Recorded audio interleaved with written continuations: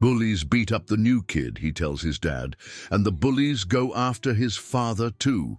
James Parker stared at his reflection in the bathroom mirror of Westridge High School, examining the fresh bruise forming under his left eye. The fluorescent lights overhead flickered intermittently, casting harsh shadows that made the swelling look even worse than it felt.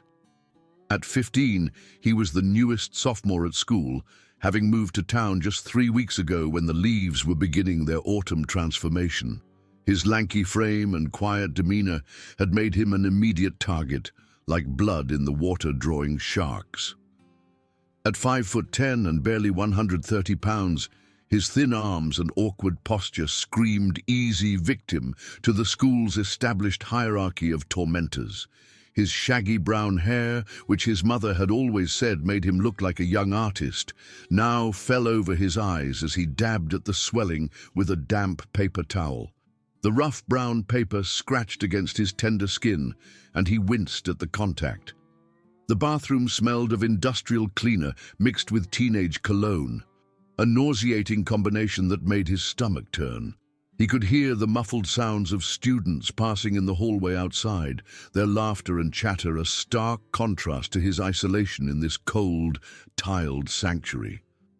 He sighed deeply, the sound echoing off the bathroom walls, knowing that explaining this to his father would be impossible to avoid. His dad had an uncanny ability to read injuries, probably from years of both giving and receiving them in the ring. Marcus Parker had specifically warned him about exactly this scenario when they'd moved to this small town in the middle of September, leaving behind their life in Phoenix where the incident had occurred. "Just keep your head down," his father had said, while unpacking boxes in their new, modest 2-story house on Maple Street. "We don't need that kind of attention. Not again." And the words had been delivered with a weight that James understood all too well. The memory of Tommy Morrison's jaw wired shut, his parents' lawyers, the threatened lawsuit, and the eventual agreement to leave town still haunted them both. James understood why his father was so cautious. Marcus Parker wasn't just any dad who knew a few self-defense moves or had taken some boxing classes at the local gym.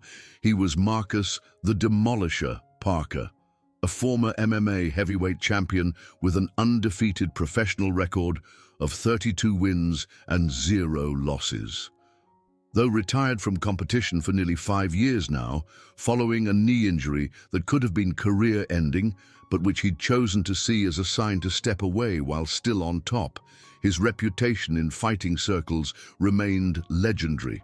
YouTube videos of his most spectacular knockouts still garnered millions of views, and sports channels occasionally ran retrospectives on his dominant career.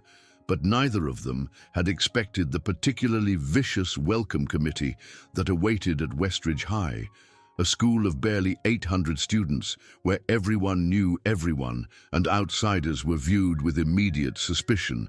Derek Thompson and his 2 sidekicks, burly football player Jason Brooks and the wiry, unpredictable Zach Wilson, had singled out James from day one. It had started small.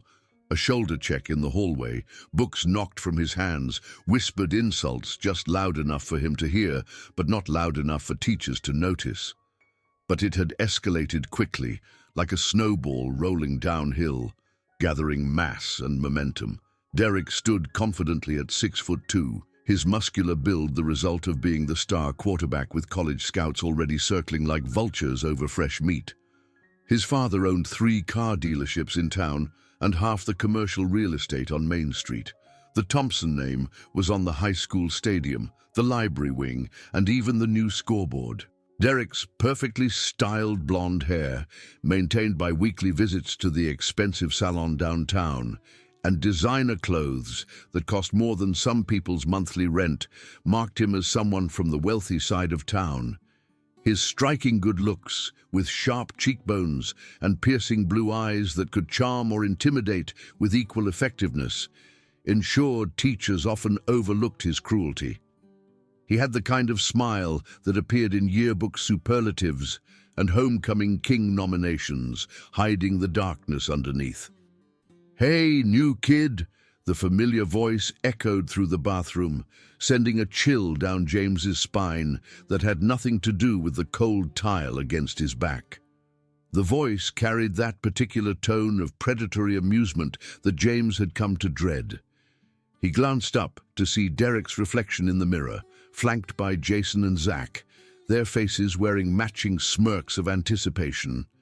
Jason Brooks was built like a refrigerator, 6 feet of solid muscle packed into a frame that barely fit through doorways. His buzz cut and perpetual scowl made him look older than 17, and his position as defensive tackle on the varsity team gave him a swagger that bordered on waddle. Zach Wilson, in contrast, was lean and quick, with darting eyes and nervous energy that made him unpredictable and therefore dangerous.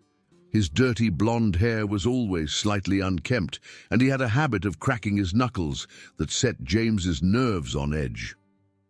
"Looking a little rough there," Derek said, his voice dripping with false concern as he examined James's reflection. "Need some makeup to cover that up? I'm sure we could find some in the girls' bathroom. Maybe some concealer. My girlfriend swears by this brand that covers everything." Derek laughed, the sound bouncing off the tiled walls and seeming to come from everywhere at once.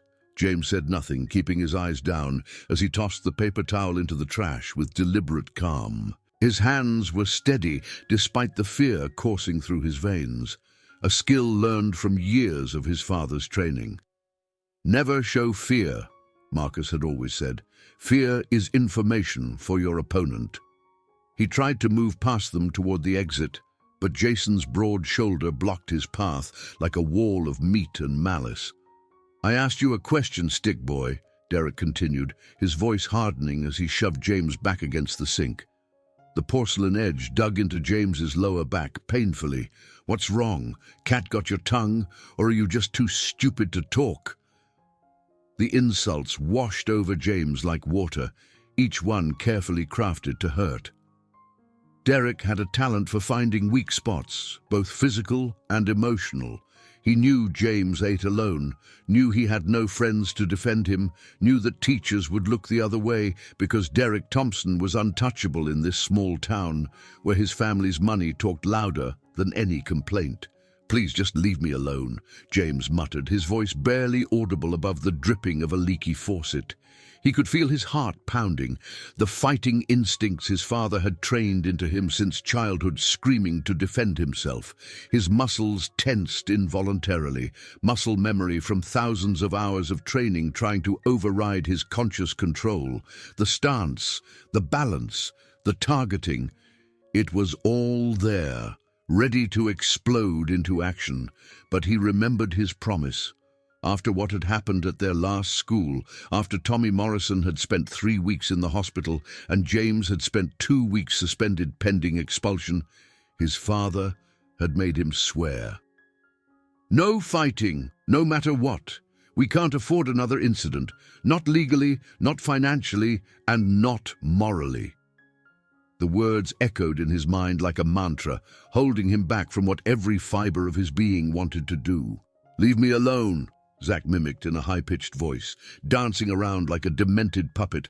"What are you going to do if we don't, huh? Gonna cry? Gonna run to Daddy? Oh wait, you don't have any friends here to run to, do you?" James remained silent, his eyes fixed on the floor where someone had carved initials into the tile.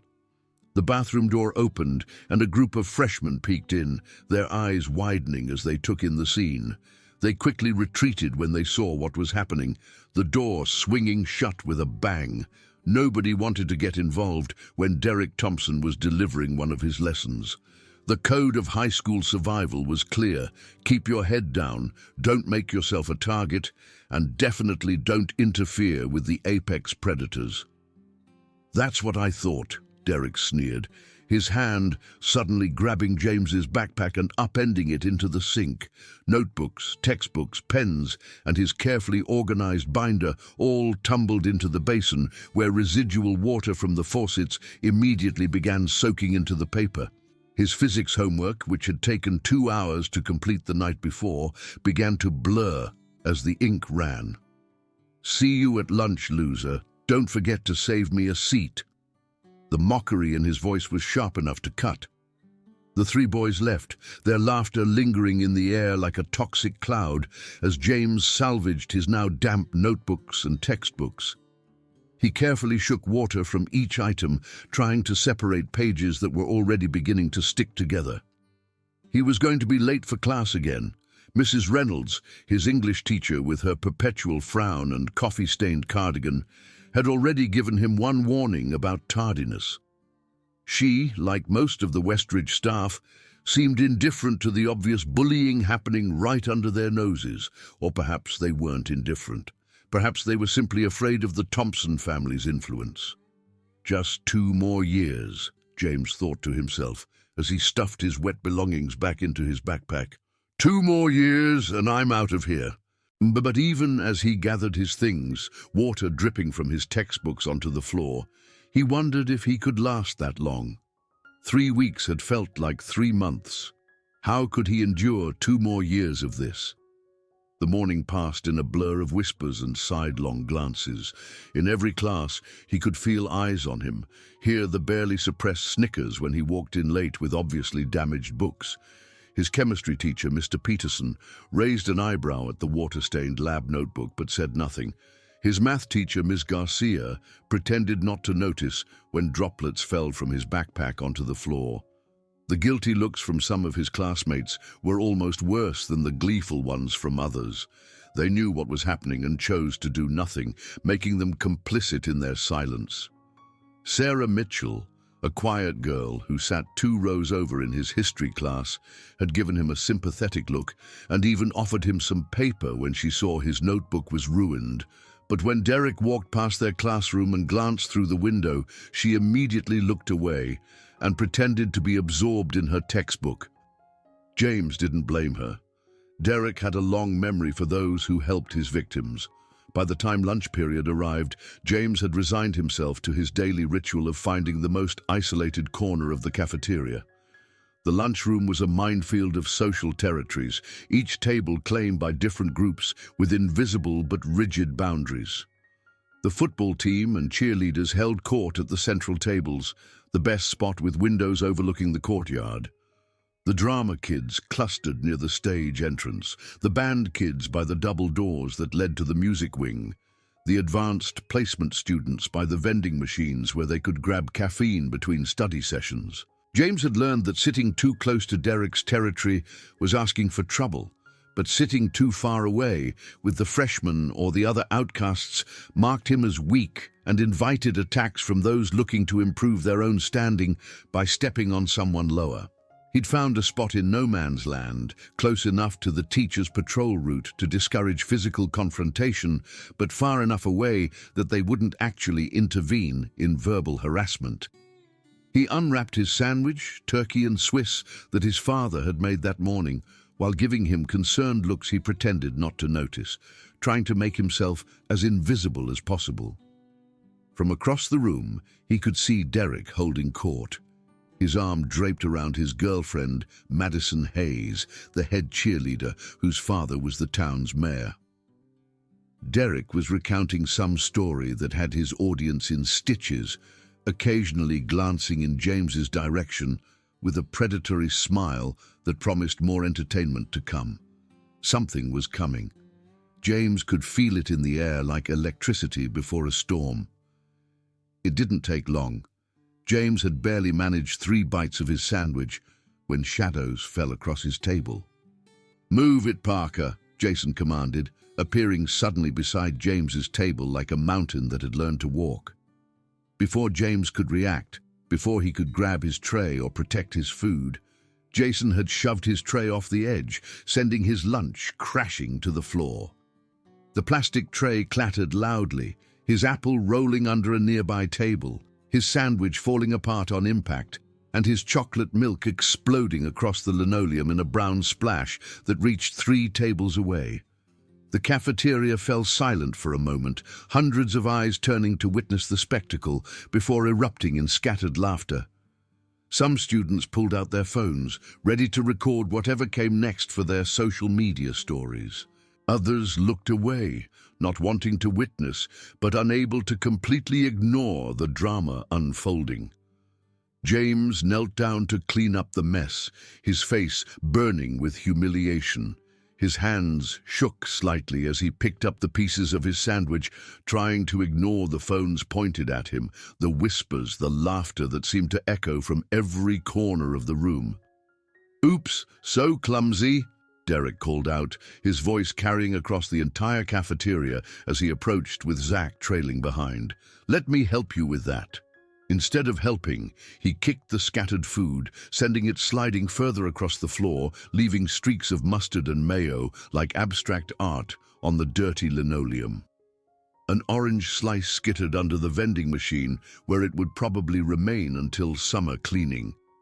Mrs. Patel, the lunch monitor whose kind eyes usually missed nothing, glanced over but quickly looked away, busying herself with checking her clipboard. Intervention would only make things worse. Everyone knew that. Derek's father was the school board president, and Mrs. Patel had 2 kids of her own in the district. She couldn't afford to lose her job over one bullied student, no matter how much her conscience might protest. "Thanks," James mumbled sarcastically, continuing to pick up the mess, using napkins to soak up the spreading milk puddle. Derek's foot suddenly pressed down on James's hand, pinning it to the floor in the puddle of chocolate milk. The pressure was just enough to hurt without causing visible damage, a practiced move that spoke of experience in causing pain without leaving evidence. "What was that? I don't think I heard you properly. Did you just disrespect me?" James looked up, meeting Derek's eyes for the first time that day. Something in his gaze must have startled the bully, because Derek's smile faltered momentarily. In that split second, the trained fighter in James had surfaced, the part of him that had been forged in countless hours of training, sparring, and conditioning. His eyes had gone flat and calculating, measuring distances, analyzing stances, identifying weaknesses. Derek was open on his left side, his weight distributed poorly, his friends positioned where they would interfere with each other if they all moved at once. "I could take all 3 of them right now," James thought, the techniques flooding his mind automatically. A leg sweep for Derek. He was off balance enough that it would be easy. An elbow strike to Jason's solar plexus as he inevitably rushed in, his size making him slow and predictable. A simple redirect for Zach's wild swing that would send him into Jason. The whole sequence played out in his mind in vivid detail, muscle memory from years of drilling these exact scenarios with his father. His father had trained him since he could walk, starting with basic balance and coordination exercises, disguised as games, moving to formal techniques as he grew older. By age 10, James could execute a perfect armbar. By 12, he was sparring with adults at his father's gym. By 14, before the incident with Tommy Morrison, he'd been considered one of the most promising young fighters in the state. But the memory of his father's disappointed face after the incident at their previous school held him back. The image was burned into his memory. Marcus, sitting in the principal's office, shoulders slumped, looking older than his 40 years as he listened to the litany of injuries James had inflicted. A broken jaw in 2 places, 3 cracked ribs, a severe concussion, multiple contusions. Tommy Morrison had thrown the first punch, but James had ended the fight with extreme prejudice. Marcus had been very clear afterward, his voice heavy with a mixture of disappointment and determination. "We moved to this town for a fresh start. No fighting, period. I don't care if they hit you first. I don't care if they deserve it. You walk away. You run if you have to. But you do not fight unless your life is literally in danger." "Nothing," James said, looking back down at the floor where his hand was still pinned. "Just leave me alone." "That's better," Derek smirked, removing his foot with deliberate slowness, grinding it slightly as he lifted it to ensure maximum discomfort. "Know your place, freak. This is my school. You're just visiting." The rest of the day followed the usual pattern with exhausting predictability. A trip in the hallway between classes that sent him sprawling, his books scattering across the floor for other students to step on or kick. His essay on the Great Gatsby, which he'd printed that morning, somehow ended up in a toilet in the boys' bathroom. Books knocked from his hands at every opportunity, requiring him to constantly scramble to pick them up while trying not to be late for class. Whispers of weirdo and loser and pussy trailing him like a shadow through the corridors. During PE class, dodgeball day, of course, he became the primary target for every throw. Coach Williams, a former Marine who believed in toughening up the younger generation, watched with approval as ball after ball slammed into James. "Good reflexes, Parker," he shouted when James managed to dodge one, only to be immediately hit by 3 others. "But you need to be more aggressive. Offense is the best defense." By the final bell, James was exhausted from the constant vigilance, the perpetual state of alertness required to navigate each day. His shoulders ached from tension, his head throbbed from stress, and his hand still bore red marks from Derek's foot. He'd managed to salvage most of his homework, drying pages with paper towels in the bathroom and recopying what was too damaged to turn in. As James walked toward the school exit, his backpack still damp and considerably lighter after losing several notebooks to water damage, a strange sensation made him glance across the parking lot. His stomach dropped, like he'd missed a step going downstairs. There, leaning against his black pickup truck, arms crossed over his massive chest, was his father. Marcus Parker cut an impressive figure, even in casual clothes, wearing dark jeans and a simple grey Henley that did nothing to hide his powerful build. At 6'4", with shoulders that seemed to block out the sun, he commanded attention without effort. Years of retirement hadn't softened him much. If anything, he'd maintained his physique better than most active fighters. His dark beard was neatly trimmed, and a baseball cap pulled low over his eyes did little to disguise his identity from anyone who followed mixed martial arts. Several passing students were already doing double takes, whispering to each other. A group of senior girls had stopped walking entirely, openly staring at the imposing figure who looked like he'd stepped out of an action movie. One boy with an MMA shirt was frantically Googling something on his phone, his eyes widening as he confirmed his suspicion. "Please don't let Derek see him," James prayed silently as he hurried toward the truck, trying to reach his father before anything could happen, but luck wasn't on his side. It never was these days. "Yo, Parker!" Derek's voice rang out behind him like a starting gun at a race he didn't want to run. "Who's the old guy? Your bodyguard? Did Daddy have to come pick you up because you're too much of a baby to take the bus?" James quickened his pace, hoping his father wouldn't hear, but Marcus was already watching the interaction, his expression unreadable behind his sunglasses. His stance had shifted subtly, weight moving to the balls of his feet, a fighter's instinct to always be ready. "Hey, I'm talking to you!" Derek continued, jogging to catch up with Jason and Zach at his heels, like eager hunting dogs scenting prey. James reached his father, whispering urgently, "Let's just go, Dad. Please, don't make this worse." Marcus studied his son's face, his eyes narrowing as he took in the bruise under James's eye. He reached up slowly and removed his sunglasses, revealing dark eyes that seemed to take in everything at once. The bruise, the wet backpack, the way James was favoring his right hand, the 3 boys approaching with predatory confidence. "What happened to your eye, James?" His voice was calm, conversational even, but James knew that tone. It was the same voice his father used in pre-fight interviews when opponents tried to get under his skin. "Nothing." I walked into a door. "Can we please just go?" The lie was obvious, transparent, and James knew his father wasn't buying it for a second.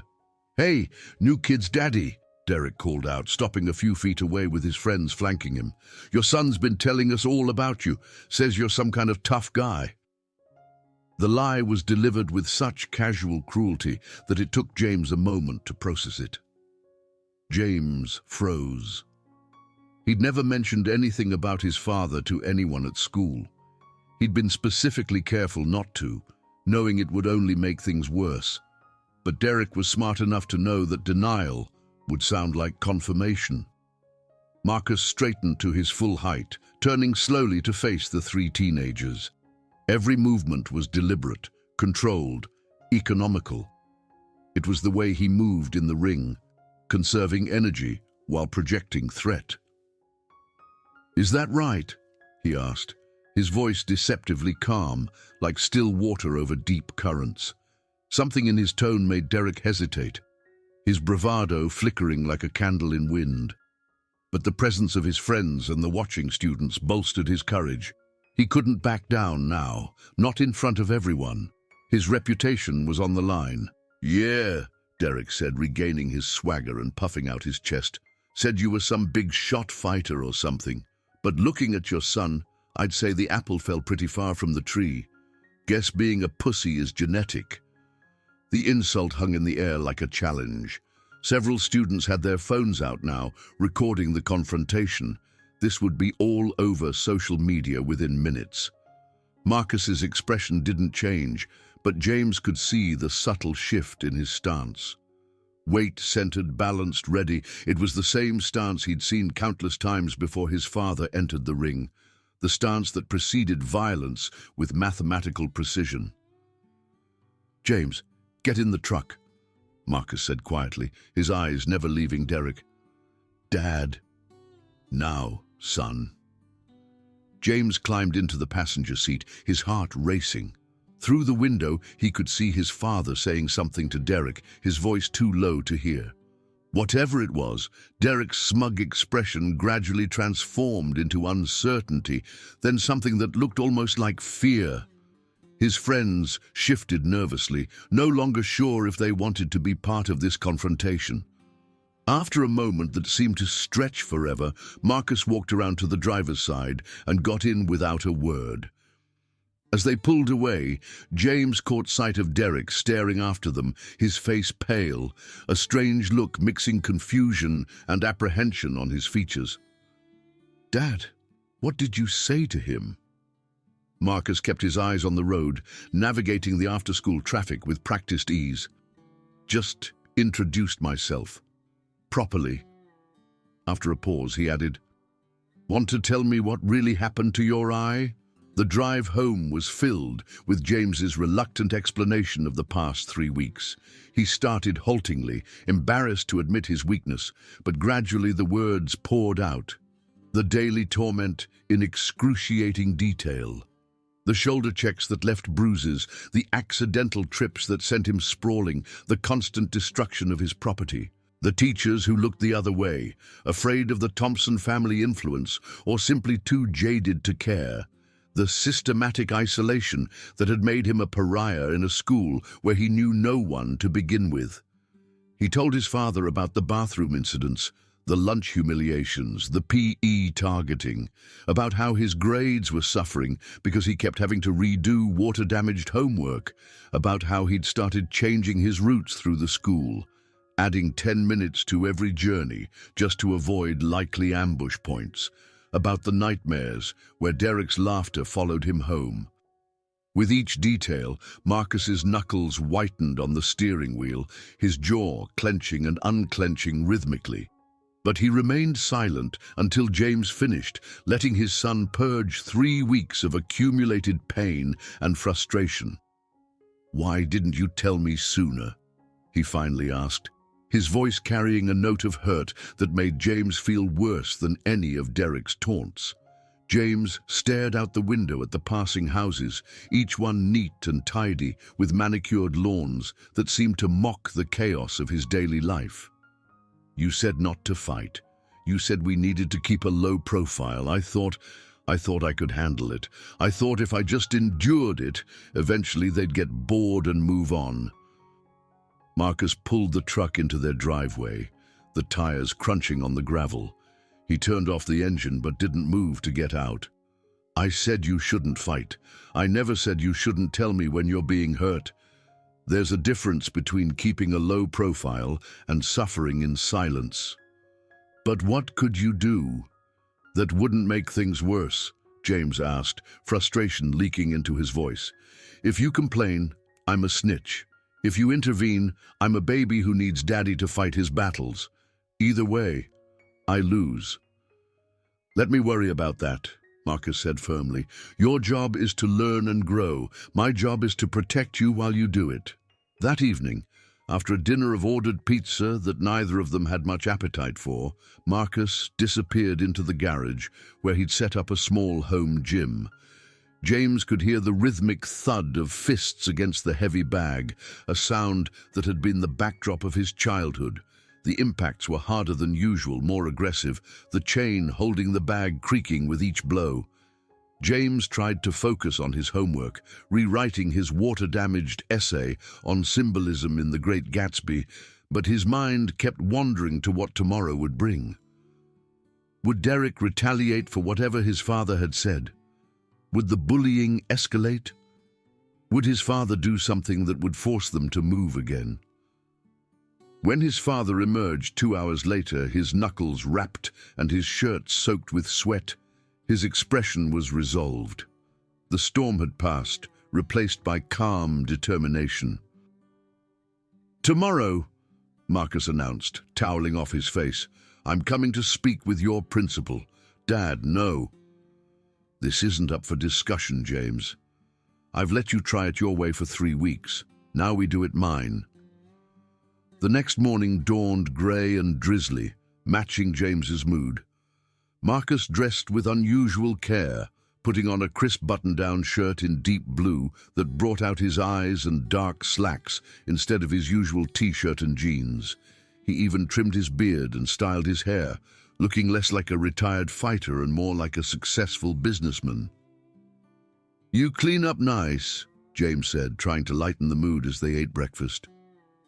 "Your mother always said I should dress for the battle I'm fighting," Marcus replied, a sad smile crossing his face at the mention of James's mother, who had passed away when James was 10. Cancer had taken her slowly, painfully, and it was her death that had driven Marcus to retire from fighting. He couldn't be away from James for training camps anymore, couldn't risk serious injury when he was all James had left. They drove to school in silence, Marcus's expression thoughtful as he navigated the morning traffic. As they pulled into the parking lot, James noticed immediately that news had spread. Students were watching their truck, some openly pointing, others trying to be subtle about their stares. Marcus walked James to the school's main entrance, his presence causing a ripple effect through the gathered students. Heads turned as they passed, whispers following in their wake. Someone whispered, "Holy shit, that's really him," as they passed. Another student was frantically showing his friend something on his phone, probably one of Marcus's highlight reels. "Dad, everyone's staring," James muttered, hunching his shoulders and trying to become invisible. "Let them," Marcus replied calmly, holding the door open with the automatic courtesy of someone raised with old-fashioned manners. They'd barely entered the main hallway when Derek and his friends appeared, as if they'd been waiting. Derek stopped short when he saw Marcus, his confidence visibly wavering for a moment before quickly recovering his bravado. He was wearing his Letterman jacket despite the warm morning, the patches and pins declaring his athletic achievements like armor. "Back for more, old man," Derek called out loud enough for the gathering crowd to hear. Several students immediately pulled out their phones, sensing drama. Marcus ignored him completely, continuing toward the administration office with James at his side. His dismissal was more insulting than any response would have been. "Hey, I'm talking to you," Derek said, moving to block their path with Jason and Zach flanking him in what they probably thought was an intimidating formation. James noticed his father's slight exhalation, a fighter's technique to center himself and control his breathing. It was subtle, but James had seen it 1,000 times before his father's fights. "Move aside, son. I have a meeting with Principal Goodwin." The word "son" was delivered with such condescension that several watching students actually snickered. "Make me," Derek challenged, his face reddening as he gave Marcus a slight shove. The hallway fell silent. The shove hadn't moved Marcus at all. It was like pushing a brick wall. But everyone understood the significance. You didn't touch someone like Marcus Parker that way. Not professional fighters in the octagon, and certainly not teenage boys playing at being tough. "You have one chance to walk away," Marcus said quietly, his voice carrying despite its low volume. "Take it." Derek's laugh was forced, nervous energy making it higher than usual. "Or what? You'll beat up a kid. That'll look good in the papers. Local fighter attacks high school student. I'm sure that'll go over well." "Derek, don't," James warned, seeing the dangerous glint in his father's eye. He recognized that look. It was the same expression his father wore when opponents talked too much trash before fights, the look that preceded systematic demolition in the ring. "Shut up, loser," Derek snapped, emboldened by the crowd and his own adrenaline. Then he returned his attention to Marcus. "Why don't you go back to wherever you came from? We don't need your kind here." Marcus remained perfectly still, a statue carved from barely contained violence. "My kind?" "Yeah," Derek said, warming to his theme. "Trash who think there's something special because they can throw a punch probably got your brain scrambled in the ring. Is that why your son's such a retard?" A small smile played at the corner of Marcus's mouth. The same smile James had seen in old fight videos just before his father demolished an opponent who had crossed the line from trash talk to true disrespect. "I'm going to pretend I didn't hear that," Marcus said slowly, each word precise. "For your sake. Now move aside." "Make me," Derek repeated, giving Marcus another harder shove, this time putting his weight behind it. What happened next occurred so quickly that most witnesses would later give conflicting accounts. Even the phone videos, when played back in slow motion, couldn't quite capture the fluid precision of the movement. Marcus's hand shot out, faster than thought, grasping Derek's wrist in what appeared to be a simple defensive move. But the pressure points he targeted, honed through years of studying not just how to hurt opponents, but how to control them, caused Derek's knees to buckle immediately.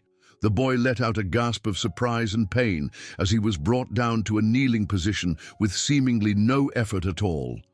"Let him go!" Jason lunged forward, swinging wildly with a haymaker that telegraphed his intentions from a mile away. Marcus sidestepped with the fluid grace of a lifelong fighter, his movement so economical it looked like he'd simply swayed slightly. Never releasing Derek's wrist, he let Jason's momentum carry him stumbling past, the boy's fist hitting nothing but air. Jason crashed into a bank of lockers with a clang that echoed through the hallway. Zach was smarter, or perhaps just more cautious. He circled carefully, looking for an opening, trying to flank Marcus. When he finally attacked from the side, going for what he probably thought was Marcus's blind spot, Marcus was ready. With his free hand, Marcus deflected Zach's punch with an almost gentle redirection, using the boy's forward motion against him. A slight push, perfectly timed and angled, sent Zach sprawling into Jason, who was just recovering from his collision with the lockers. They went down in a tangle of limbs and curses. The entire exchange took less than 5 seconds. Derek remained on his knees, his face contorted in pain from the precise pressure Marcus maintained on specific nerve points in his wrist. The position looked almost ceremonial, like a knight kneeling before a king, except for the expression of shock and discomfort on Derek's face. "Fighting isn't about size or strength," Marcus said calmly, his voice carrying in the silent hallway. Every student was frozen, phones held up, but their owners too stunned to even check if they were still recording. "It's about discipline, respect, and knowing when not to fight. It's about control, both of yourself and the situation." He made a slight adjustment to his grip, and Derek let out a whimper that he would probably be hearing about for the rest of his high school career. "This is a blood choke," Marcus explained conversationally, as if teaching a class. If I applied it fully, you'd be unconscious in 8 seconds. This is joint manipulation. A few pounds more pressure and your wrist breaks. This," he shifted slightly, "targets the radial nerve. Extremely painful, but no permanent damage." He released Derek's wrist and stepped back in one smooth motion. "Something you boys clearly need to learn. Violence should always be the last resort, but when it becomes necessary, it should be applied with precision and restraint." Derek scrambled to his feet, rubbing his wrist and trying to salvage some dignity from the situation. His face was red, whether from pain, embarrassment, or anger, it was hard to tell. "You're crazy. I'm calling my dad. He'll have you arrested. He'll sue you. He'll—" "For what?" Marcus asked mildly. "Defending myself? There are 30 witnesses here who saw you assault me first." He gestured to the crowd of students, many with phones raised, recording everything. "Multiple camera angles, I'm sure. But go ahead, call him. In fact, I'd very much like to meet your father. I'm curious what kind of man raises a son who thinks it's acceptable to attack adults." "What's going on here?" Principal Goodwin's voice cut through the tension as he pushed through the gathered students. The short, balding man, with his ill-fitting suit and nervous demeanor, looked between the teenagers and Marcus with growing alarm. His comb-over was slightly askew, and sweat was already beading on his forehead, despite the cool morning. "Who are you?" "Marcus Parker, James's father," Marcus said, extending his hand professionally as if they were meeting at a business conference rather than in a hallway after a physical altercation. "We had an appointment this morning to discuss the ongoing bullying my son has been experiencing." Principal Goodwin's eyes widened in recognition. Everyone knew the Parker name, even if they didn't follow fighting. The move to town had been news, even if people hadn't connected the new quiet kid with the famous father. "Mr. Parker, yes, please, let's continue this discussion in my office. Everyone else, get to class immediately." Goodwin's voice cracked slightly on the command, undermining his attempt at authority. "The bell rang 5 minutes ago." The crowd began to disperse reluctantly, phones still recording, everyone wanting to see what would happen next. This was the most excitement Westridge High had seen in years. "Derek, Jason, and Zach, to my office as well, now." The principal's attempt at sternness was somewhat undermined by the way his voice shook. The meeting in Principal Goodwin's office lasted over an hour. The space was cramped, with barely enough chairs for everyone, and the air conditioning struggled against the tension in the room. Derek's father, Richard Thompson, joined by phone after the first 15 minutes, his voice crackling through the ancient speakerphone on Goodwin's desk.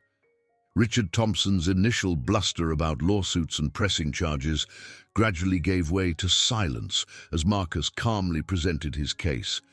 He had dates, times, and detailed descriptions of every incident James had endured. He had photos of the bruising, carefully documented. He mentioned the numerous students who had recorded the morning's confrontation, showing clear evidence of Derek as the aggressor. "Your son assaulted me, Mr. Thompson," Marcus said with calm precision. "I defended myself with minimal force.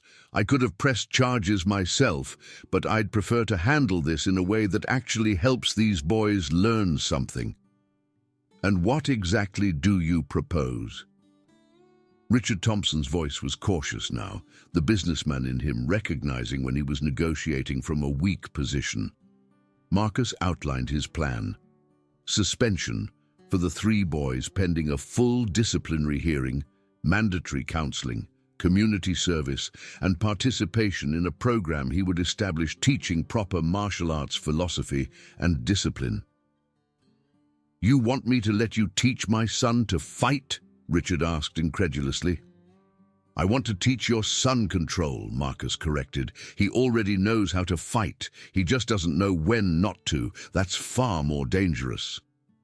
By lunchtime, rumors had spread throughout Westridge High like wildfire. The story grew with each telling. Some claimed Marcus had knocked out all three boys with a single punch. Others insisted he'd merely intimidated them with his presence alone. The truth, that he had neutralized their aggression with minimal force and maximum control, was somehow less believable, but more impressive to those who understood fighting. When James entered the cafeteria, the usual buzz of conversation hushed momentarily before erupting in excited whispers. He kept his head down, grabbing his lunch and heading for his usual isolated corner. But the table wasn't empty. To his surprise, a girl from his English class, Sophia Kim, who had never acknowledged his existence before, beyond an occasional sympathetic glance, was sitting there waiting for him. She was pretty in an understated way, with long black hair often pulled back in a ponytail and serious eyes behind designer glasses.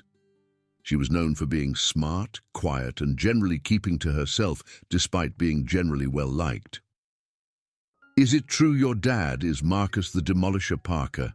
she asked without preamble, her eyes bright with curiosity. James nodded reluctantly, setting down his tray carefully, as if expecting it to be knocked away at any moment. "That's so cool," she said with genuine enthusiasm. "My older brother is obsessed with MMA. He has all your dad's fights on DVD. He even has a poster from the championship bout against Kozlov. He was like the best heavyweight ever before he retired." "He wasn't the best ever," James said automatically, then caught himself. "I mean, he was good, but he was undefeated," Sophia interrupted. 32-0, 28 knockouts. He retired as champion. That's pretty much the definition of the best. Before James could respond, more students approached their table. Michael Chen from calculus class, Emily Rodriguez from history, Tom Washington from PE.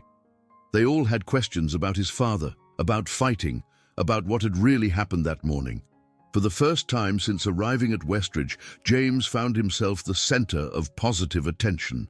Students who had ignored him for 3 weeks suddenly wanted to know him. It was overwhelming and slightly suspicious. Were they interested in him or just his famous father? "Did he really teach you to fight?" Emily asked, leaning forward eagerly. "Since I was 5, James admitted quietly. "Then why do you let Derek push you around?" Tom asked bluntly. James was quiet for a moment, choosing his words carefully, because knowing how to hurt someone and choosing to do it are very different things. "My dad taught me that real strength is knowing when not to fight."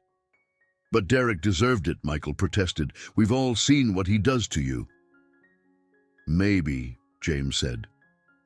"But deserving something and me being the one to give it to him are different things too. I hurt someone badly at my last school, someone who deserved it, but deserving it didn't make his jaw heal faster. It didn't make the lawsuits go away. It didn't make me feel better about what I'd done." The table fell silent at this admission. The quiet, bullied kid suddenly had depth they hadn't expected. Derek and his friends were noticeably absent from lunch. When they finally reappeared in the afternoon classes, they kept their distance from James, their usual swagger diminished like air let out of a balloon. Derek's wrist was wrapped in an ace bandage, though James suspected that was more for show than medical necessity. His father knew exactly how much pressure to apply without causing actual damage. After the final bell, James found his father waiting in the parking lot again. Students openly stared now, some even approaching to ask for autographs or selfies, which Marcus declined with polite firmness. "How was your day?" Marcus asked as they drove home, navigating the after-school traffic with practiced ease. "Different," James admitted, watching the familiar streets pass by. "No one bothered me, but everyone wanted to talk about you." Marcus nodded thoughtfully. "That wasn't exactly the low profile we were aiming for. What happened in the meeting with Principal Goodwin?" "Derek's father joined us by phone, threatened to sue me, the school, probably the state if he could figure out how." Marcus chuckled, a deep, rumbling sound.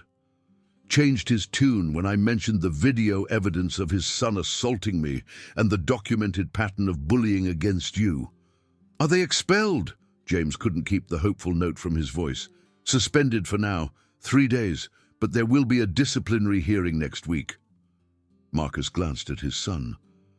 Which means you'll need to testify about what's been happening. James's stomach twisted. Everyone will hate me. No, Marcus said firmly, his voice leaving no room for argument. They won't. Standing up to bullies the right way, through proper channels, doesn't make you a target. It makes you someone with self-respect. And more importantly, it might help other kids who are going through the same thing, but are too scared to speak up. That night, as James was finishing his homework, struggling through calculus problems that seemed especially difficult after the emotional toll of the day, a notification on his phone alerted him to a new social media tag. Someone had posted a video of the morning's confrontation. The footage was shaky, but clear enough to show Derek shoving his father, followed by Marcus's lightning-quick defensive moves. The video already had over 1,000 views and hundreds of comments. James scrolled through them with a mixture of dread and curiosity. OMG, that's the Marcus Parker. Derek messed with the wrong dad, LOL. Parker barely moved and took down all 3. About time someone put Thompson in his place. But the comment that caught James's eye came from an unexpected source. It was from Sarah Mitchell, the quiet girl from his history class who had offered him paper that morning. I've been watching these guys bully the new kid for weeks and said nothing. I'm sorry, James, that wasn't right. We all knew what was happening, and we were all too scared to do anything about it. More comments like it followed, a flood of admissions and apologies, students admitting their complicity through silence, promising to do better, sharing their own stories of being bullied by Derek and his crew. Michael Chen wrote, "Derek pantsed me in front of everyone freshman year." No one did anything.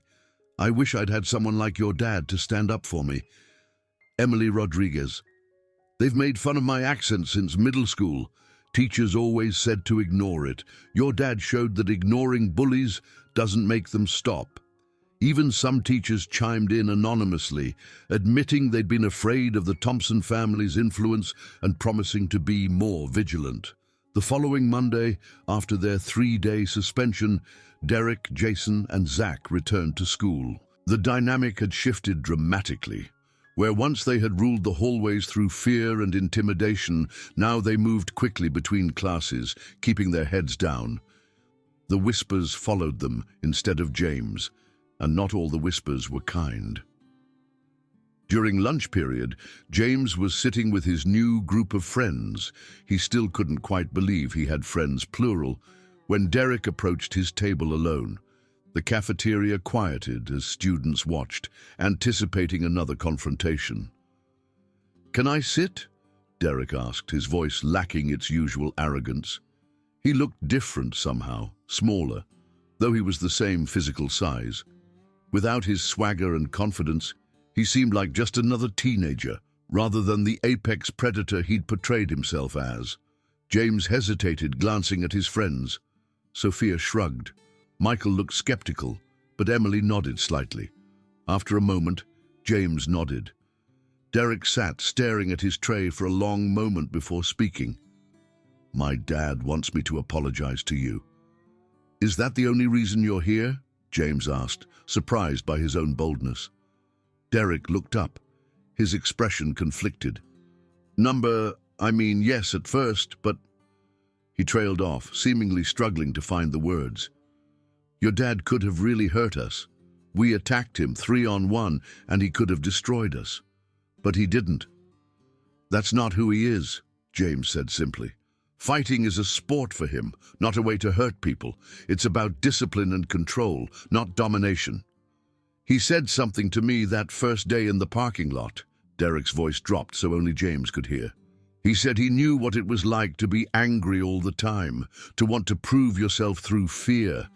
Said it nearly destroyed him until he found a proper outlet and proper training." James nodded. His father had rarely spoken about his early life, But James knew enough to understand that Marcus hadn't always been the controlled, disciplined man he was now. There had been street fights, bar brawls, arrests. MMA had saved him, given him structure and purpose. Anyway, Derek continued, his voice stronger now, he offered to train me, said I have natural athleticism but no discipline. A reluctant smile tugged at his mouth, called me a bull in a china shop. That sounds like Dad, James agreed, unable to hide his surprise at this turn of events. Are you going to take him up on it? Derek shrugged. Maybe. Probably. He pushed his food around his plate. I'm sorry, all right, about your eye and all the other stuff. The bathroom, the cafeteria, all of it. It was messed up. It wasn't the most eloquent apology, but James sensed its sincerity. Derek Thompson had probably never apologized for anything in his life, certainly not publicly in a cafeteria full of their peers. Thanks, James said simply. They ate in awkward silence for a few minutes before Derek spoke again. So you can fight too, right? Your dad must have taught you. James considered his answer carefully. I know how. I choose not to. Why? Derek seemed genuinely curious. If I could fight like that, I'd never let anyone push me around. Because at our last school, I didn't make that choice. James met Derek's eyes steadily. A guy wouldn't leave me alone. Kept pushing and pushing. One day, I snapped. What happened? Broke his jaw in 2 places, 3 ribs, severe concussion. James's voice was matter of fact, but the memory still haunted him. The sound of bone breaking, the blood, the way Tommy Morrison had dropped like a stone. He was in the hospital for 3 weeks. His parents wanted to press charges, sue us for everything. We had to leave town. Derek's eyes widened. Seriously? My dad made me promise after that. No fighting unless it's life or death. And he was right. It didn't make me feel strong or powerful. It made me feel sick. An understanding passed between them. Not friendship, not yet, but a mutual respect that hadn't existed before. After school, James was surprised to find not only his father waiting in the parking lot, but Derek's father as well. Richard Thompson looked exactly like what he was, a successful businessman who had probably been much like his son in high school. Expensive suit, expensive car, expensive watch, all proclaiming his success to anyone who cared to look. This looks interesting, Derek muttered, stopping beside James as they approached their fathers. The 2 men appeared to be in deep conversation, Marcus's casual clothes contrasting sharply with Richard's business attire, but both carrying themselves with the confidence of successful men in their respective fields. Here they are, Marcus said, noticing their approach. James, this is Mr. Thompson. We've been having a productive discussion. Richard Thompson extended his hand first to James, then to his own son. His handshake was firm, practiced, the handshake of someone who closed deals for a living. Derek tells me you 2 had a civil lunch together. James nodded, noticing Derek's embarrassed expression at his father's formal tone. Good, that's a start, Richard said, then looked between the boys. Mr. Parker has made an interesting proposal. He's offering to start a training program at the community center. Self-defense, discipline, respect. The real foundations of martial arts, not just the fighting. When I saw how many students were recording on their phones instead of helping, Marcus explained, his expression serious, I realized there's a bigger problem here than just 3 boys who don't know how to channel their aggression. This community needs to learn about standing up without resorting to cruelty or violence. Derek looked skeptical. And my dad agreed to this? I'm funding it, Richard corrected, his tone suggesting this wasn't entirely voluntary. As part of the school's anti-bullying initiative, participation will be voluntary, of course, but strongly encouraged for certain students. He gave his son a meaningful look that left no doubt who those certain students were. Over the following weeks, Westridge High underwent a subtle but significant transformation. Marcus's training sessions at the community center started small, just 10 students, including a reluctant Derek and surprisingly enthusiastic Jason and Zach. But by the end of the month, attendance had tripled. The sessions weren't what most students expected. Instead of immediately learning to throw punches or execute takedowns, Marcus started with philosophy and discipline. He made them meditate, much to Derek's initial frustration. He taught them about respect, both for opponents and themselves. He made them study the history of martial arts, the codes of conduct that separated warriors from thugs. Fighting without philosophy is just violence, Marcus explained during one session, the students sitting in a circle on the mats. Violence without purpose is chaos. What we're learning here isn't how to hurt people. It's how to protect ourselves and others, how to channel aggression constructively, how to be warriors in a world that needs protectors, not predators. Physical training came gradually. First balance and flexibility, then basic stances and movements. Marcus was a demanding but patient teacher, correcting form with the same attention he'd once applied to preparing for championship fights. James often assisted, demonstrating techniques with a fluidity that made other students realize just how much he'd been holding back. During one session, Marcus had James spar with Derek to demonstrate proper defensive techniques. The match was revealing. James moved like water, never aggressive but never vulnerable, redirecting Derek's attacks with minimal effort. It became clear that James could have ended any of their confrontations quickly and decisively. His restraint took on new meaning. "You could have destroyed me any time," Derek said afterward, breathing hard while James barely seemed winded. "But I didn't," James replied simply. "That's the point." The school's hallways felt different. Not perfect. Teenage dynamics don't change overnight, but transformed. The culture of silence around bullying began to crack. Students started speaking up, not just for themselves, but for others. Teachers, emboldened by administrative support and the shift in student culture, began intervening more actively. James found himself with a growing circle of friends, no longer the isolated target, but someone other students looked up to. His quiet confidence and willingness to help others learn self-defense techniques made him unexpectedly popular. He tutored struggling students in math, joined the chess club where his strategic thinking shone, and even started writing for the school newspaper, sharing essays about conflict resolution and the philosophy of martial arts. Derek's transformation was perhaps the most dramatic. The anger that had driven his bullying behavior found a new outlet in training. He threw himself into Marcus's program with the same intensity he brought to football, but now directed towards self-improvement rather than domination. His relationship with James evolved from antagonistic to cordial, to something approaching friendship. One afternoon, as James was demonstrating a basic defensive stance to a group of freshmen in the community center, he caught sight of his father watching from the doorway, a proud smile on his face. "You're a natural teacher," Marcus commented later as they drove home. "Better than I was at your age." "I learned from the best," James replied. "Not just the fighting, but when not to fight."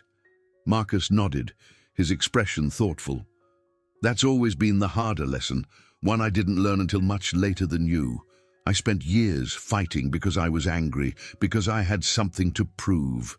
It wasn't until I met your mother that I understood fighting could be about something more." They rarely talked about James's mother, the pain still fresh even 5 years after her passing. But her influence was everywhere in how Marcus had raised James, in the emphasis on control and compassion over conquest. As they pulled into their driveway, James noticed Derek's car parked on the street. The former bully was waiting on their front porch, dressed in workout clothes and bouncing on his toes with nervous energy. "Extra training session?" James asked. "Something like that," Marcus answered with a smile. "Derek's got real potential. Reminds me of myself at that age. All that raw power and anger with no idea how to channel it constructively." "You were a bully?" James asked, surprised. His father had always seemed so controlled, so disciplined. Marcus's expression grew distant. "Worse.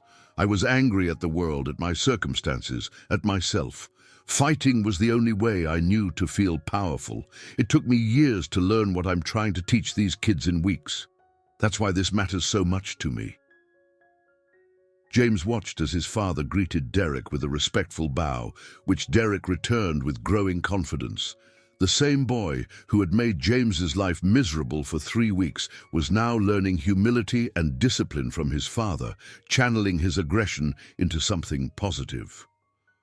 "Coming, James," Marcus called. "I could use your help demonstrating the new form." James smiled, joining them on the front lawn where his father had laid out practice mats. The afternoon sun cast long shadows as the three of them moved through the fluid motions of a complex kata. Neighbors stopped to watch the unusual sight. The professional fighter, his son, and the former school bully moving in perfect synchronization. Mrs. Henderson from next door called out, "Looking good, boys." And Derek actually smiled and waved, a far cry from the arrogant boy who would have sneered at such attention weeks ago. As they practiced, James reflected on how much had changed.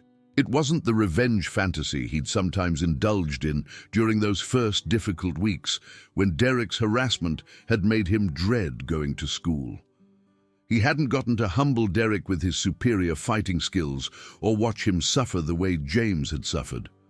Instead, something better had happened, a transformation that changed not just his own status, but the culture around him. Through his father's intervention and his own resilience, James had found not just safety, but purpose.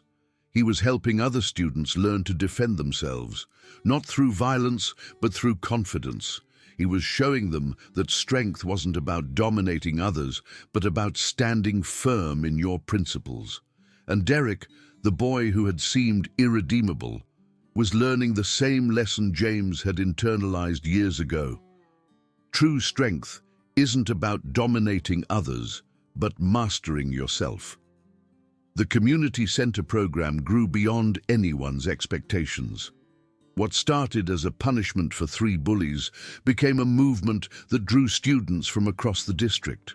Marcus brought in other instructors, experts in different martial arts styles, creating a comprehensive program that emphasized mental and physical discipline equally.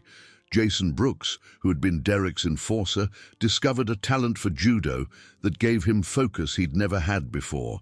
His grades improved, his aggression found a positive outlet, and he even apologized to several students he'd tormented over the years.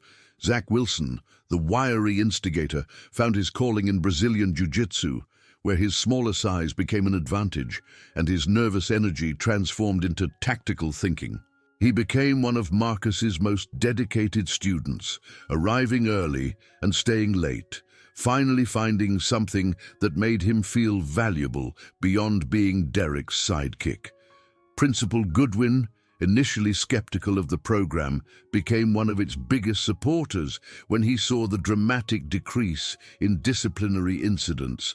Fighting in school dropped to nearly 0, not because students couldn't fight, but because they understood the responsibility that came with knowing how. 3 months after the confrontation in the hallway, Westridge High held its first martial arts exhibition. The gym was packed with parents, students, and community members curious to see what Marcus Parker had been teaching their kids. James and Derek performed a choreographed sparring demonstration that showcased both offensive and defensive techniques. The crowd gasped at the speed and precision of their movements, the perfect control that kept every strike millimeters from contact. When they finished with a respectful bow to each other and then to the audience, the applause was thunderous. Marcus spoke to the assembled crowd about the philosophy behind the program. "We're not creating fighters," he explained. "We're creating protectors. We're teaching these young people that with strength comes responsibility, that with skill comes the obligation to use it wisely." Richard Thompson, who had initially funded the program as damage control for his son's behavior, became a genuine believer. He increased funding and even began attending adult classes Marcus started for parents who wanted to understand what their children were learning. Sarah Mitchell, the quiet girl who had first apologized to James online, joined the program and discovered she had a natural talent for kickboxing.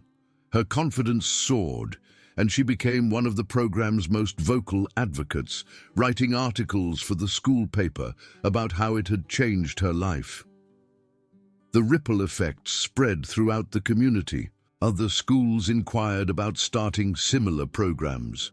Marcus was invited to speak at education conferences about alternative approaches to bullying prevention. James found himself giving presentations to younger students about conflict resolution and the importance of standing up for others.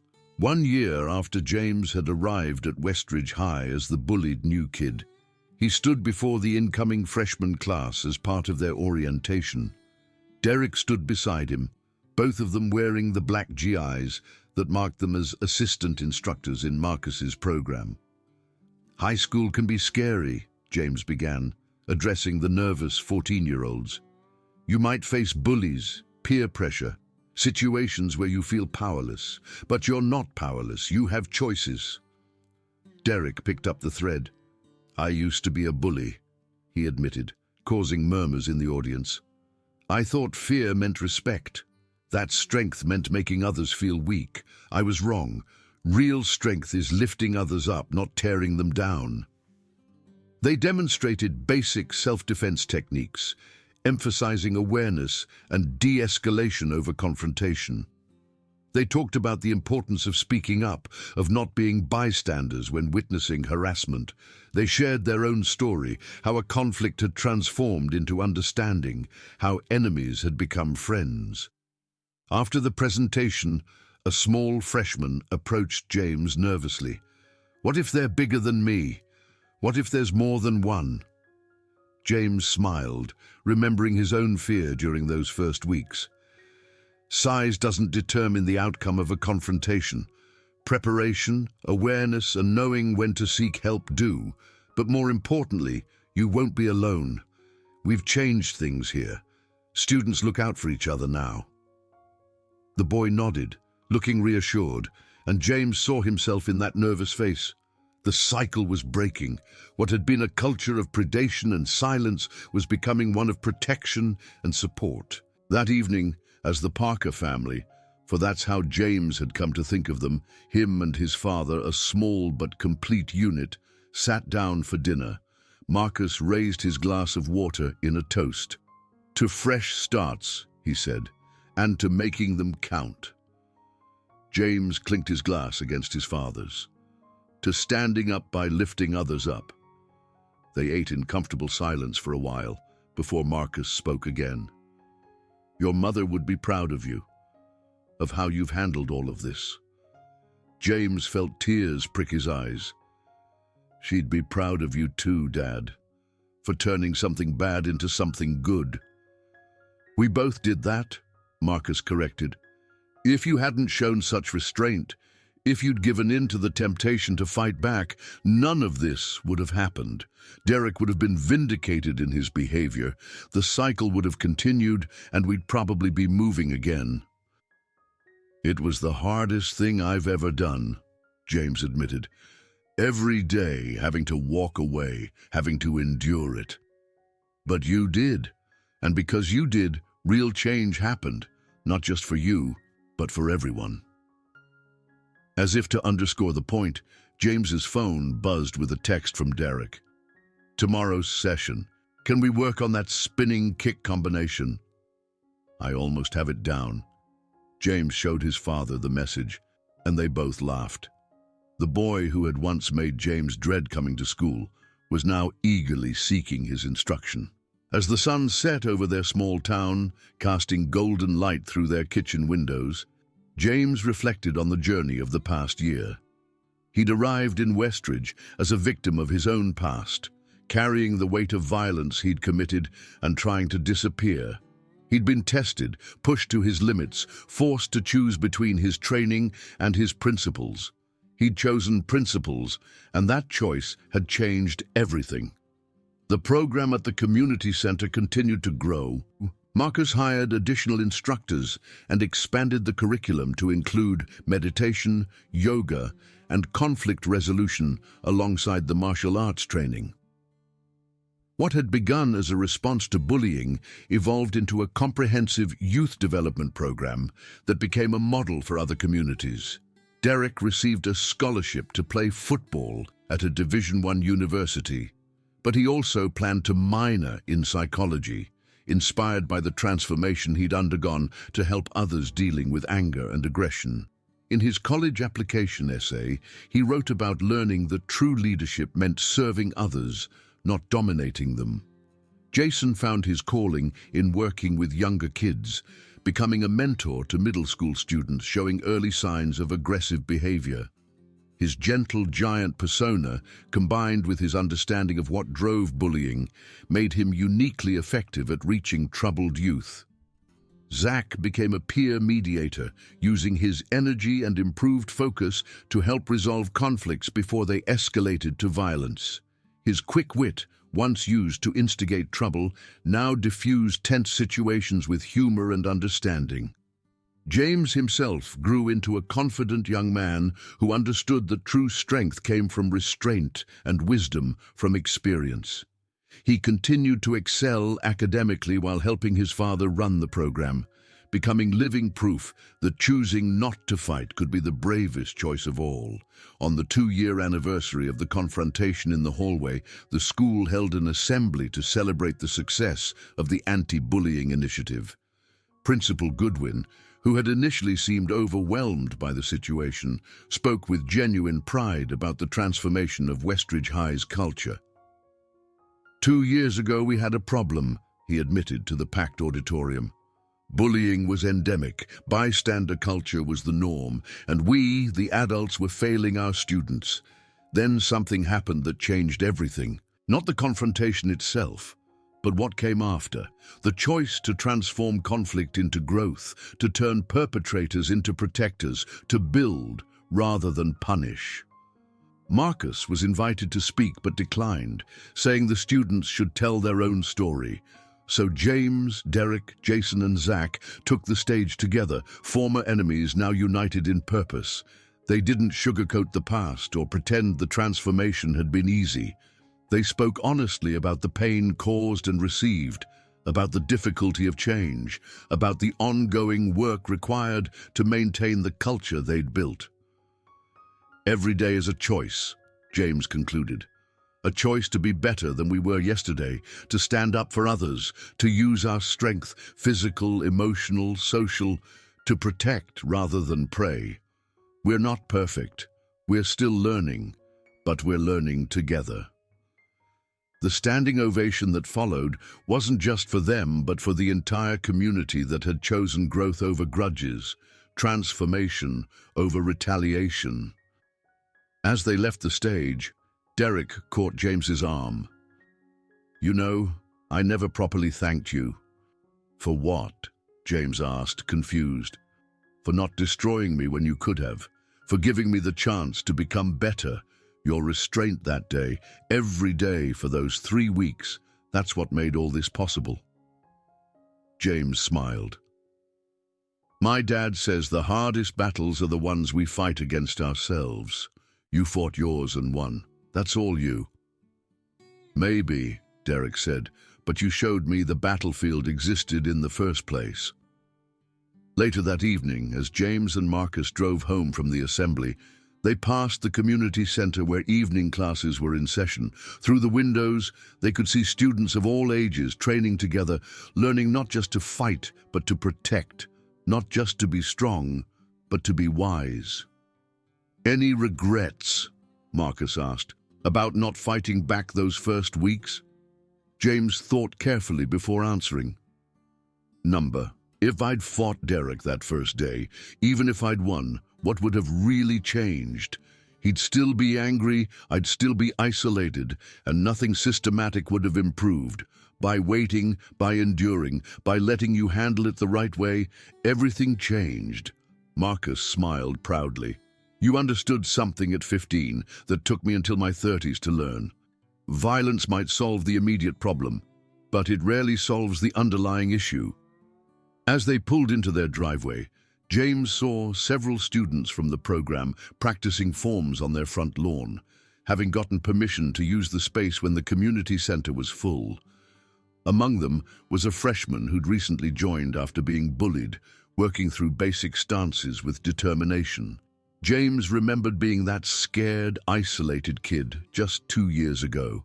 Now he was part of something bigger, something that would continue long after he graduated and moved on.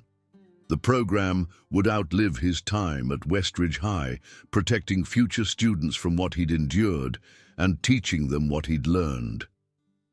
The next morning brought unexpected news. A documentary filmmaker had heard about the Westridge High transformation and wanted to feature it in a film about innovative approaches to bullying prevention. She interviewed students, teachers, parents, and community members, capturing the story of how one confrontation had catalyzed widespread change. But the heart of her film wasn't the dramatic hallway confrontation that had gone viral. It was the quiet moments. James teaching a nervous freshman how to stand with confidence, Derek mentoring a middle schooler with anger issues, Marcus leading a meditation session for troubled youth, parents and children, training together and building understanding. The film, when released, sparked national conversation about restorative justice and the power of martial arts philosophy in youth development.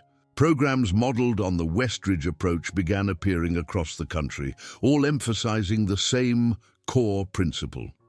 True strength lies not in the ability to dominate, but in the wisdom to lift others up.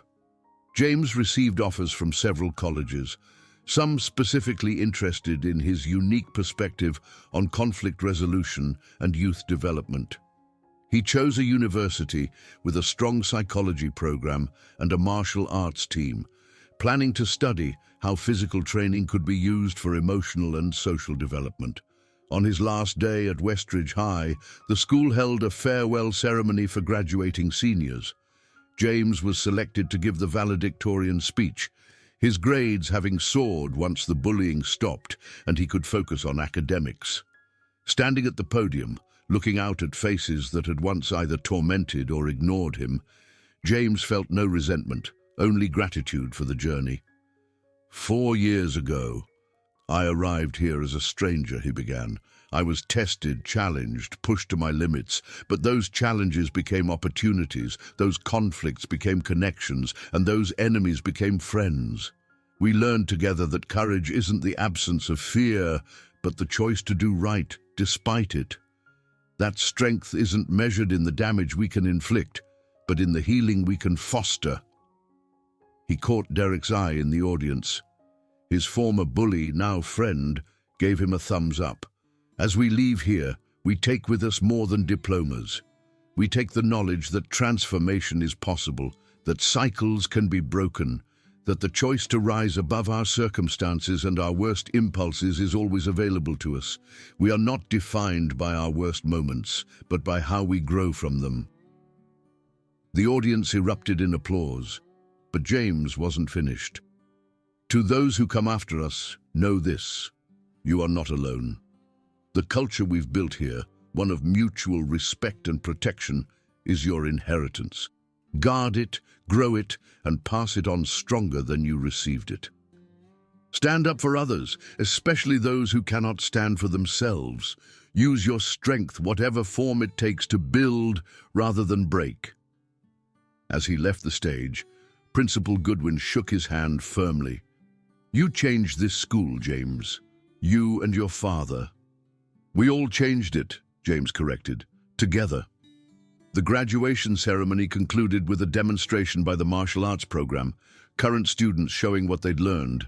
The precision, discipline, and mutual respect on display was a far cry from the chaotic violence that might have erupted 2 years earlier. That evening, the Parker House hosted a graduation party that brought together an unlikely group. Derek and his parents, Jason and his family, Zach and his single mother, Sarah Mitchell, Sophia Kim, and dozens of other students whose lives had been touched by the transformation. Richard Thompson pulled Marcus aside during the party. "I owe you an apology," he said quietly.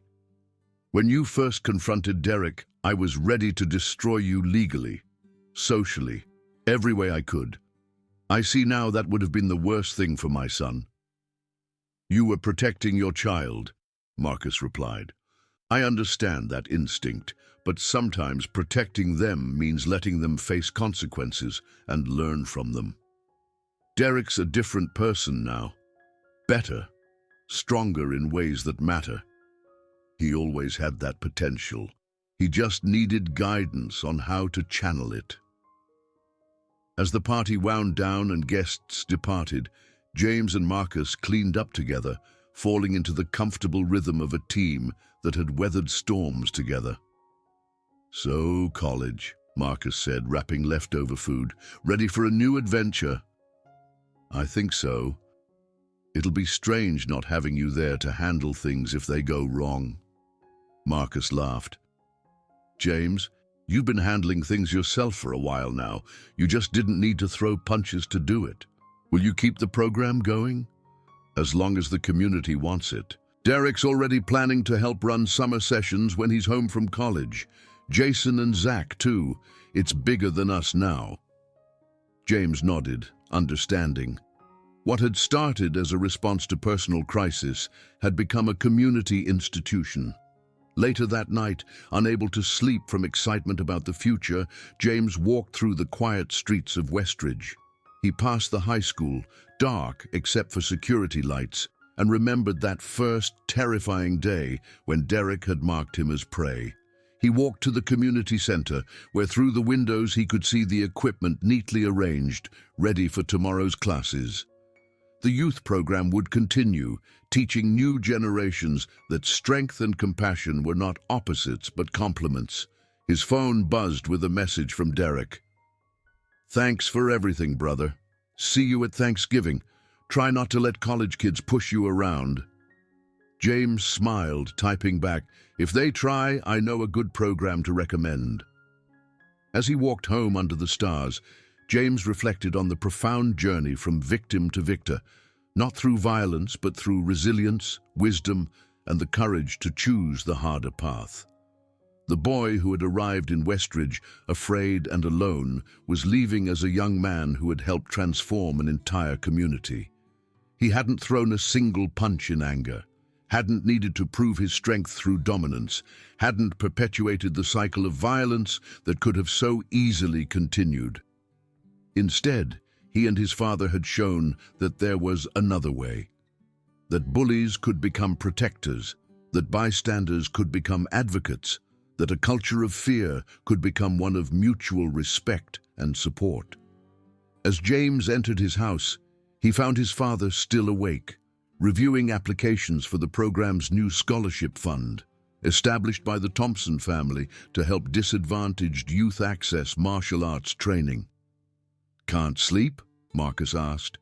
"Just thinking about everything that's happened. If someone had told me 2 years ago that Derek Thompson would become one of my best friends, that I'd be giving the valedictorian speech, that we'd change the whole school culture, I wouldn't have believed it."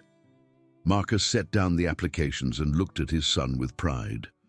"Your mother used to say that the biggest battles aren't fought with fists, but with choices. Every day you chose restraint over retaliation, you proved her right." "Tell me more about her," James said, settling into the chair across from his father. It was easier to talk about her now, the grief softened by time and the purpose they'd found in their pain. Marcus smiled, his eyes distant with memory. "She was the strongest person I ever knew, and she never threw a punch in her life. When I met her, I was still angry, still fighting for the wrong reasons. She saw through all that to who I could be. She'd be so proud of what you've become, of what we've built here." They talked until dawn, sharing memories and planning futures. Father and son bound by loss, but defined by how they'd chosen to transform that loss into purpose. A week later, as James packed for college, he found a letter his father had written but not yet given him. It read, "Son, when we came to Westridge, I thought we were running from our past. I see now we were running toward our future. Your restraint in those first weeks, your willingness to endure rather than retaliate, taught me more about strength than all my years in the ring. You broke the cycle not with your fists, but with your character. As you leave for college, know that you've already passed the greatest test life could offer. You chose to be better than your circumstances demanded. Your mother would say you chose love over fear, building over breaking. She would be right. The world needs more warriors like you, not those who can destroy, but those who choose to create, protect, and elevate. Go forward knowing you've already changed one small part of the world. I can't wait to see what you do next." James folded the letter carefully, placing it in his suitcase between his training gear and his textbooks, a bridge between who he'd been and who he was becoming. As the Parker car pulled away from Westridge for the last time before college, James looked back at the town that had tested and transformed him. The community center was running morning classes, young students learning the lessons that would shape their characters. The high school was preparing for a new year, with anti-bullying programs now woven into its fundamental culture. And somewhere in town, Derek Thompson was teaching a nervous middle schooler that true strength wasn't about domination, but about lifting others up, passing on the lesson he'd learned from the boy he'd once tormented. The cycle hadn't just been broken, it had been reversed, transformed from a spiral of violence into an ascending helix of growth and understanding. As they drove toward the future, James understood that the fight against bullying, against violence, against the easy path of might makes right, was never truly won. It had to be chosen again and again, in each generation, by each individual, in every moment of decision. But he also understood that the choice, once made and lived, could ripple outward in ways impossible to predict. One boy's restraint had become a community's transformation. One father's intervention had become hundreds of young people learning a better way. The story that had begun with a bruised eye in a bathroom mirror had become something larger, something that would continue long after the original players had moved on. Because true victory isn't about defeating enemies. It's about transforming them into allies, turning conflicts into connections, and choosing to build rather than break. As the miles rolled by and Westridge faded into memory, James smiled, knowing that wherever life took him next, he carried with him the greatest lesson of all. Real strength lies not in the fist, but in the open hand, extended in either defense or friendship, as wisdom demands. The boy who had once stood alone in a school bathroom, nursing wounds and swallowing pride, had become a young man who understood that sometimes the greatest courage is in choosing not to fight, and the greatest victory is in helping others find their own strength. And in a small town where bullies had once ruled through fear, children now learned that true power comes from protecting those who cannot protect themselves, that discipline trumps aggression, and that the hardest battles, the ones against our own worst impulses, are the most important ones to win.